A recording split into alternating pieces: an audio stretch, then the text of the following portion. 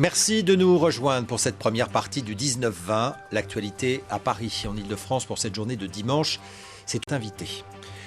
Le diocèse de Corbeil-Évry compte une nouvelle église à Saint-Pierre du Perret dans l'Essonne. Il n'y en avait plus dans cette commune depuis plus d'un siècle. C'est un tout autre sujet. Une toute nouvelle église qui a été consacrée ce matin dans le diocèse de Corbeil-Évry à Saint-Pierre du Perret dans l'Essonne. Il n'y avait plus de lieu de culte depuis plus d'un siècle. Depuis, cette commune s'est repeuplée, d'où cette construction. Reportage de Morgane Prévost et d'Yves-Léopold de Wulf. Ouvrez-vous, portes éternelles, laissez entrer le roi de gloire.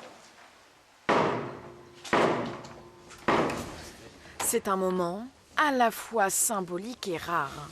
La consécration d'une église tout juste bâtie. Aujourd'hui, l'évêque d'Évry ouvre sa nouvelle demeure à près de 500 fidèles. Au nom du Père et du Fils et du Saint-Esprit. Amen. Un événement pour cette communauté dépourvue d'église depuis presque 2 siècles. La dernière avait été détruite en 1819 en raison de son état de délabrement. Un village sans église, c'est quand même un village un peu mort. Et donc ça fait disons, un ensemble cohérent. Se retrouver entre chrétiens, entre personnes qui partagent la même foi. Donc je pense que c'est capital dans un quartier. En plus avec ce côté super contemporain, c'est vraiment inattendu pour une église. De l'extérieur, 3 flèches s'élèvent de l'édifice.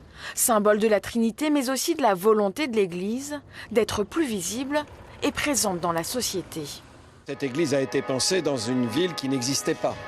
Quand on a commencé à y penser, c'est presque il y a 15 ans, nous voulions être au centre et nous voulions qu'elle soit visible mais adaptée au monde qui l'entoure. Il y a 10 ans, il n'y avait ici que des champs.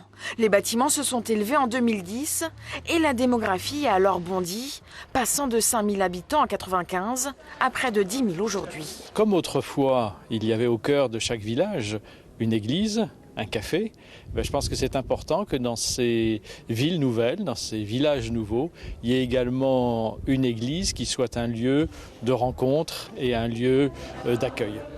Saint-Pierre est la 5e église construite en Ile-de-France depuis 2014 et 4 autres doivent être érigées cette année.